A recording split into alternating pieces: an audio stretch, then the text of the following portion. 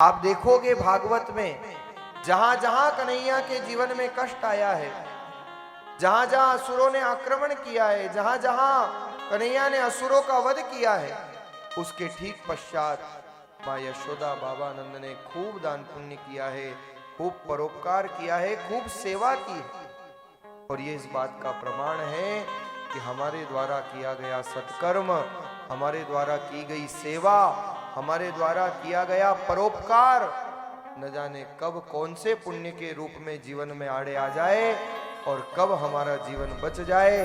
इसलिए तो स्वामी रामचरण जी महाराज ने फरमाया,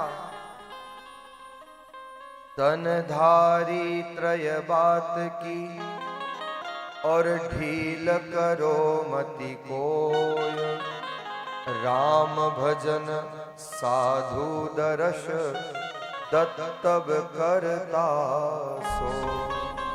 जो मानव है, जिन पर भगवान की कृपा हुई है, जिन्हें मानव देह मिला है, अगर जीवन को सुधारना चाहते हो तो तीन बात में बिल्कुल ढील मत करना। श्री महाराज की अनुभव वाणी के शब्द, तन धारी त्रय बात की ढील करो मति कोय। तीन बात में कभी मानव को ढील नहीं करनी चाहिए। पहला कार्य है राम भजन, अर्थात भजन करने में ढील मत करो, क्योंकि शास्त्र कहता है शतम विहाय भोक्तव्यम। 100 काम भी पड़े हो तो 100 काम छोड़ करके पहले भोजन कर लो। सहस्त्रम स्नानम आचरेत, सुबह उठने के बाद 1000 काम हो, लेकिन 1000 काम छोड़ करके पहले स्नान कर लो।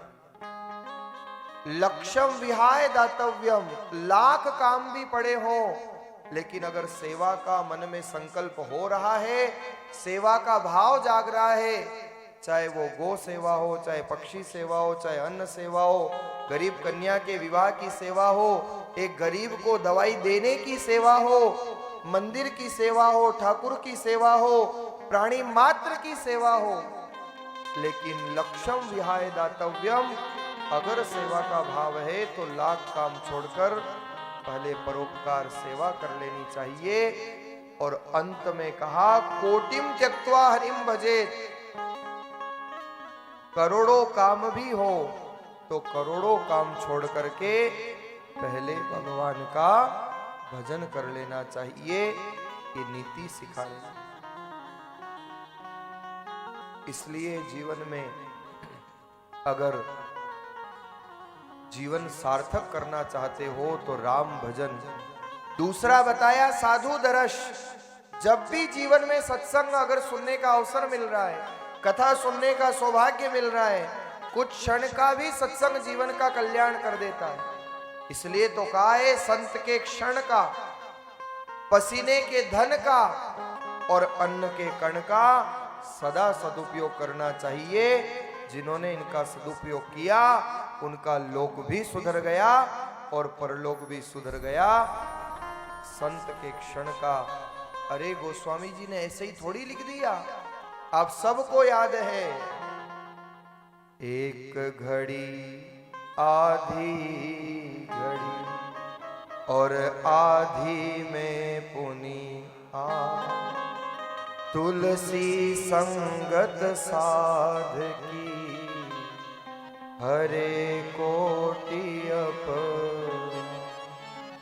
एक थोड़ी सी संगत भी जीवन के कल्प कल्पांतरों के, युग युगांतरों के, जन्म जन्मांतरों के कल्मशों को ध्वंस करने का सामर्थ्य रखती है। इसलिए जीवन में सत्संग का अवसर मिलता है तो चूको मत। और तीसरा बताया, दत्तव करता सोए। एक राम भजन करने में, एक सत्संग संत दर्शन करने में, और तीसरा दत्तव करता सोए, कर ले सो काम और भजले सो राम। अपने हाथ से जो बन पड़े वो सेवा हमें कर लेनी चाहिए। ये कई प्रसंग भागवत में भागवतकार हमें प्रदान करते हैं।